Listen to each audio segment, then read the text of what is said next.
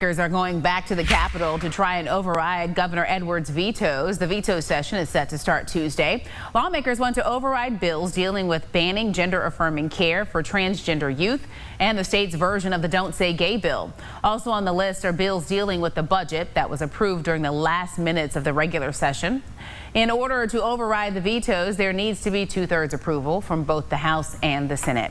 We now take a look at the Louisiana State Legislature's website and found out that this is the governor's third and last veto session for his consecutive terms. The session is scheduled to start at noon Tuesday. It has to end no later than the end of the day, July 22nd, giving lawmakers 5 days to adjourn. And to see what other bills are being brought up during this veto session, go to KATC.com. Today, a Livingston Parish jury found John Matt guilty of numerous charges of rape and indecent behavior with a juvenile. Now, these crimes involved foster children, one of them having reported to be abused for almost a decade. Mack is related to a state representative and a Livingston Parish councilman. Both say they've had no contact with him for more than a decade. Sentencing is scheduled for October. Retired Command Sergeant Major Dennis J. Sapp is now the first African American to be inducted into the Louisiana National Guard Hall of Fame.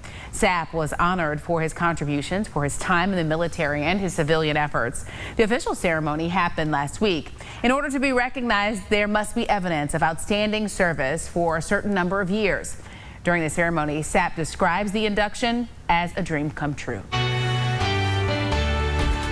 And still ahead here at 6 o'clock, the doors opening at the Cajun Dome Convention Center in a matter of minutes for Acadiana Fashion Week. Coming up, why one makeup artist says she uses her talent to help others express their art. That story a little later. Rob.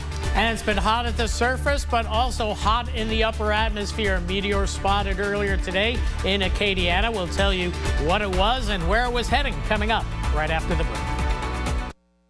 From the KATC Weatherland, here's Rob's forecast. Welcome back. Well, the heat stays on, but a little bit of a change last night at about 4:30 this morning. A nice meteor spotted across a good part of Acadiana. I had a lot of messages on that, also multiple videos. Check out my Facebook page, but let's take a look at this one right here, sent by Caleb Carlson, who was driving a rig coming, it looks like he's facing south. He was right on the Louisiana-Mississippi border, so we do know that this